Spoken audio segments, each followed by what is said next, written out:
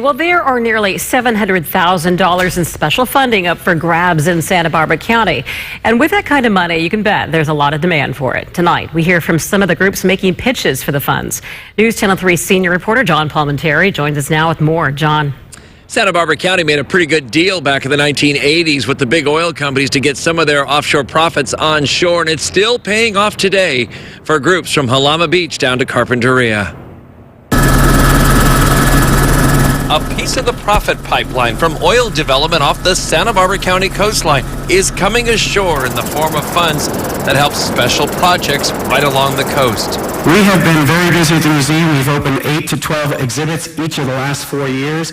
Several nonprofit groups, including museums, trails associations, and parks, are now pitching county supervisors for a piece of this year's pot of the money, which is called the CREF funds, totaling about $680,000.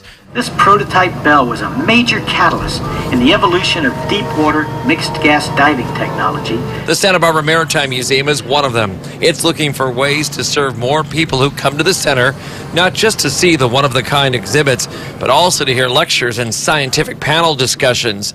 The current theater, with 88 seats, often is too small for the demand. And if the funding is granted when they have overflow crowds at the theater upstairs, a large screen and sound system will be set up here, and those who couldn't make it into the theater can watch the presentation from the main room down below.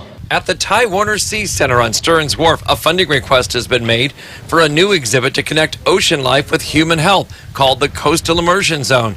The center says the outreach comes at a time when interest is very high. It will help us reach the additional 20,000 visitors that we've been seeing. Our old average only a couple years ago was about 70,000 visitors a year, but we're seeing more like 93, 94,000 now.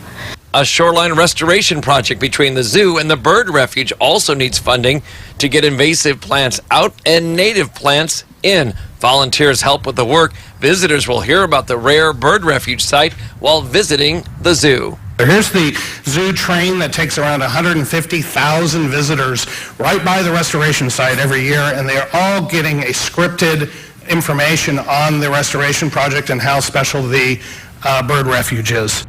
So as you can see, there's some pretty credible projects. There's a long list of them. And since 1988, $21 million in these CREF funds have been doled out along our coastline. After today's presentations, this year's funds will be allocated in March. In Santa Barbara, John Palmentary, News Channel 3.